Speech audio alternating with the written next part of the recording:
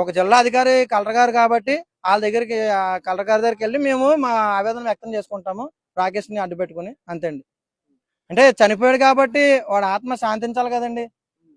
నాకేం జరగకుండా ఇలా అనాథగా ఒక గవర్నమెంట్ లో ఇలా ఇంత అనాథంగా అన్యాయంగా చనిపోయానని ఆడికి కూడా బాధ కలగకూడదు.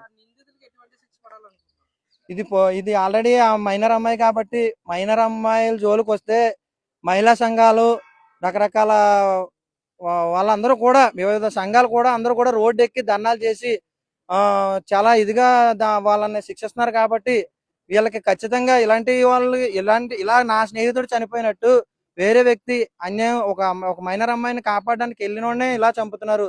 రోజు మనం టీవీలో పేపర్లో చూస్తాం. అన్యం పుణ్యం తెలియని చిన్నపిల్లలు అందరినీ కూడా మోటివేషన్ చేసి చంపడం రేప్ చేయడం ఇవన్నీ రెగ్యులర్ గా చూస్తున్నాం కాబట్టి మనం దాన్ని అరికట్టాలంటే ఇలాంటి ముగ్గురికి కూడా ఉరిశిక్ష వరకు తీసుకుని వెళ్ళి దానికి ఏదైతే అది ఉందో ఆ చట్టాలు ఉన్నాయో దాన్ని అమలు చేసి వాళ్ళకి కఠినంగా శిక్షించి మళ్ళీ రెండోసారి ఇలాంటి ఇన్సిడెంట్ జరగకుండా నా స్నేహితుల్లో ఇంకొకరు ఎవరు కోల్పోకుండా వాళ్ళకు అలా జరగకుండా ఉండాలని మేము ఇంత పోరాటం చేస్తున్నామండి.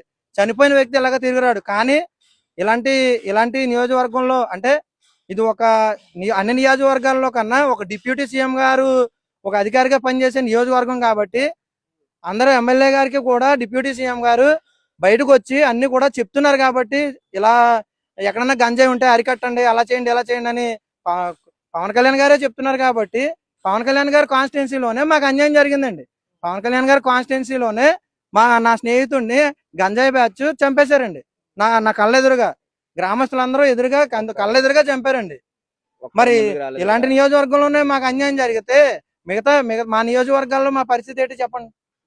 ఇప్పుడు వచ్చి కనీసం పవన్ కళ్యాణ్ గారు మా జనసేన పార్టీ తరపు నుంచి నేను బిజీగా ఉన్నాను, నేను ఎక్కడ ఉన్నాను, లేదంటే ఒకరికి సంబంధించి ఒక కార్యకర్తను నా మనిషిని పంపించాను అక్కడ ఏదన్నా చేయమంటే మేము చాలా ఆనందంగా ఫీల్ అవుదాం అండి. చాలా హ్యాపీగా ఫీల్ అవుదాం. ఎందుకంటే మమ్మల్ని వచ్చి బాధలో మమ్మల్ని పవన్ కళ్యాణ్ గారు మమ్మల్ని ఇలాగా మాకు గౌరవించారు. ఆ వేరే ఊరు నుంచి వచ్చినందుకు మాకు అన్యాయం జరిగినా కొంచెం సంతోషకరమైన విషయం కింద ఉందండి మా పవన్ కళ్యాణ్ గారు ఇలా చేసి పెడితే. ఇప్పటికైనా సరే మేము ఇప్పటికైనా ఏమైపోలేదండి. మాకు ఇప్పుడైనా సరే మేము ఇక్కడ పోస్ట్ మార్టం దగ్గర ఉన్నాము.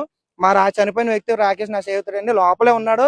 ఇప్పటికైనా సరే పవన్ కళ్యాణ్ గారు మా బాధ విని ఎవరినైనా పంపించి మీకు కుదరకపోయినా మీకు ఆరోగ్యం ఏదో బాగాలేదని విన్నాం సార్, అయితే ముందుకు వచ్చి ఏదన్నా ఆ చనిపోయిన చంటిపిల్ల తల్లికి ఏదైనా చిన్న న్యాయం చేసి పెట్టండి, ఇక్కడికి వచ్చి మమ్మల్ని పరామర్శించండి చేసినా చేయకపోయినా. అది మమ్మల్ని గౌరవంగా మా నియోజకవర్గాన్ని మమ్మల్ని పంపించండి. ఆ ఆవేదన అయితే కోరుకుంటున్నాం సార్.